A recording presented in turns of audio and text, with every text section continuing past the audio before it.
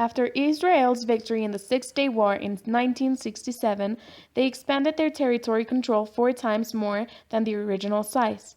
They took territory from Egypt, Jordan, and Syria.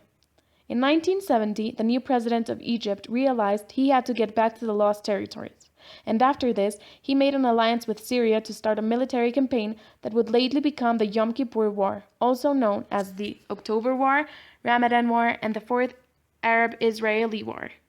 On October 6th of 1973, Syrian and Egyptian forces attacked Israel. Arab forces had made great advances with their armament because of the Soviet Union. Israel had had a warning that an attack was coming at 6 o'clock, but it actually happened about 4 hours early.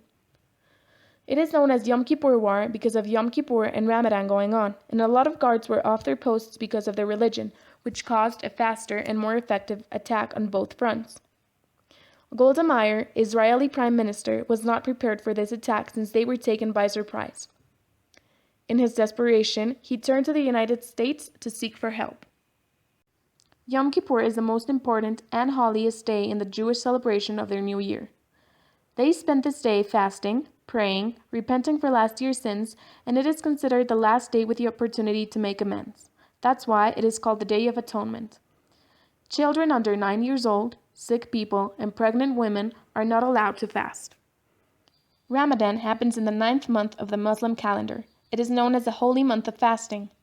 They believe that on the 27th night of Ramadan, or the night of power, Allah revealed the holy book to Muhammad as a guidance for the people. Instead of an atonement opportunity, it is considered the practice of self-control. They are not allowed to eat or drink water from 4 a.m. until evening about 7 p.m. arrives. They cannot perform any kind of impure action or thought. It is a priority for every Muslim to practice Ramadan. Egyptian forces attacked the Sinai Peninsula, moving through the Suez Canal, while Syria fought to overthrow Israeli troops out of the Golan Heights. Iraq and Jordan also joined forces with Syria and Egypt, and suddenly Israel had lost their advantage over their enemies. Israel had deployed their full defense plan and started sending troops to push back invading armies, and the United States provided.